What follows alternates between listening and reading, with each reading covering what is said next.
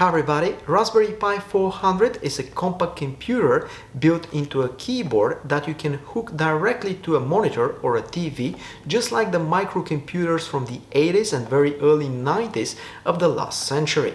In terms of technical specifications, Raspberry Pi 400 is very similar to Raspberry Pi 4 with 4 GB of RAM. Raspberry Pi 400 was announced at the end of 2020, but due to the global chip shortage, for a couple of years, at least in my region, it was really hard to get it. Nowadays, there is a new iteration that's more powerful called Raspberry Pi 500. However, in this video, we're going to have a look at Raspberry Pi 400, and I'm going to show you how to tear it down so that we can have a closer look at the printed circuit board inside of it.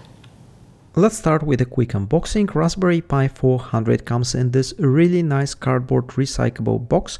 As you can see on the front of the box, there is a big label advertising this as a personal computer. The connectors are on the back side of Raspberry Pi 400. The famous 40-pin header is also available, so you can attach your favorite Raspberry Pi add-on boards to it. By the way, over the years I have designed several open source hardware add-on boards for Raspberry Pi that you might be interested in. Depending on your language preferences, you can choose a different keyboard layout. I bought my Raspberry Pi 400 with a US keyboard layout. The first step of the disassembly process is to release the plastic clips that hold the keyboard to the main chassis of this computer. Although, in order to avoid any scratches, it is highly recommended to do this with a proper plastic tool. Due to the lack of such, I'm doing it with a sharp knife, and I try to do it very carefully. I put the sharp razor between the white and the pink part of the keyboard, and after that, very gently, I slightly lifted it up. After that, I've improvised and used an old plastic card as a tool to completely release the clips and open the Raspberry Pi 400. This first step of the teardown took me 3.5 minutes, but thanks to the magic of video editing, I've increased the speed. This way I can save your time and we can quickly go through this first step. As you can see, there is a ribbon cable that connects the keyboard to the printed circuit board of Raspberry Pi 400. Pull up the connector to release the ribbon cable, and after that disassemble the keyboard. Inside the keyboard there is a flexible plastic sheet with conductive ink traces because the keys of the keyboard are organized in a matrix. This is a very standard approach for designing low-cost keyboards such as this one. By the way, just an idea, if your keyboard breaks or you're just not happy with the keyboard layout, this is how you can replace the keyboard. Both Raspberry Pi 4 and Raspberry Pi 5 are relatively powerful computers for this small form factor. However, both have heating problems if you are using the CPU at 100% load. To solve this in Raspberry Pi 400, we have a huge heatsink which allows us to passively cool the CPU on a Raspberry Pi 400.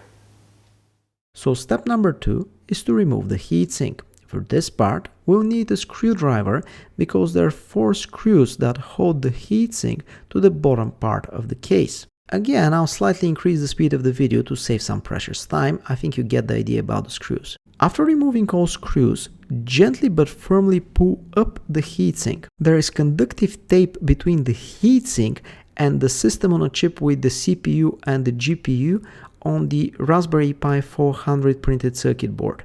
As you can see, the heatsink is really massive. Because of this, it does a great job to keep the Broadcom system on a chip cool without using a fan, which as a result makes Raspberry Pi 400 really quiet. The last step of the teardown is to release the plastic clips that hold the green printed circuit board to the bottom part of the case. After releasing the clips, I put up the printed circuit board so we can have a closer look at it later on in the video. From engineering perspective, this is a quite impressive printed circuit board with multiple layers. All connectors are on the back of the board. This way they fit really nice into the case. I successfully completed the disassembly of my Raspberry Pi 400, and here are the 4 major components. We have a printed circuit board, a heatsink, a keyboard and bottom part of the case, as well as a few screws. Although Raspberry Pi 400 is very similar in terms of technical specifications to Raspberry Pi 4 with 4 GB of RAM, the printed circuit board is completely different. This is not just a Raspberry Pi 4 put it in a specific case. It's a printed circuit board that has been specifically designed for Raspberry Pi 400.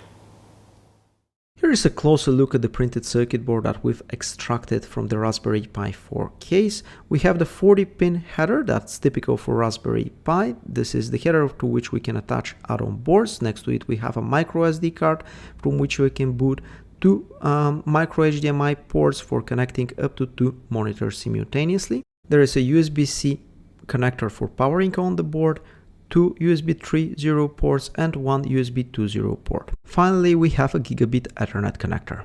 Below the 40-pin header on the printed circuit board, we can locate the dedicated connector for the keyboard. By the way, Raspberry Pi 400 comes with a 78-key compact keyboard.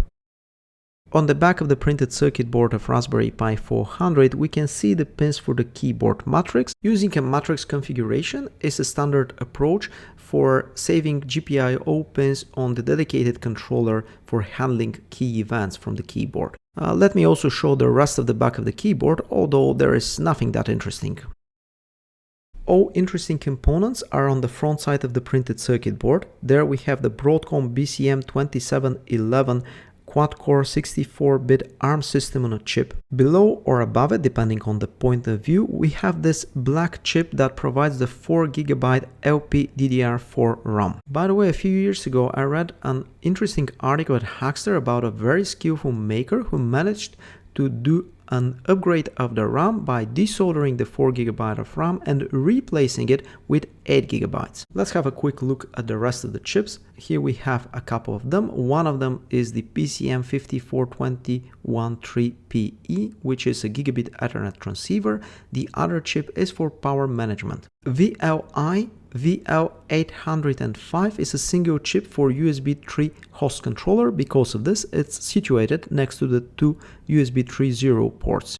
One more thing, let's have a closer look at the radio module. It provides dual band Wi-Fi at 2.4 GHz and 5 GHz, also Bluetooth 5 and Bluetooth Low Energy. The antenna is integrated in the printed circuit board and uses technology licensed from ProAnt AB. I really like my Raspberry Pi 400 and I plan to use it, so let's put everything back together. As expected, for the assembly, everything happens in reverse order compared to the teardown. The whole process took me less than 3 minutes, but again, to save your time, I'll speed up this part of the video. I put back the printed circuit board, after that I attached the heatsink, added the screws, and finally I mounted the keyboard. My Raspberry Pi 400 is again back together in one piece and I can use it for some cool projects in future. To summarize, in this video we've learned how to disassemble and assemble Raspberry Pi 400. This is a small personal computer built into a keyboard that is very similar to Raspberry Pi 4 with 4 GB of RAM. However, the printed circuit board is completely different from Raspberry Pi 4 and has been created specifically for Raspberry Pi 400. There is a huge heatsink for passive cooling, which make Raspberry Pi 400 a quiet device without a fan. Thank you for watching this video. Hopefully now you know how to carefully disassemble Raspberry Pi 400 without breaking it, and after that to put it back together. This knowledge might be useful if you want to clean your Raspberry Pi 400 or eventually if you want to do some kind of a repair like changing the keyboard.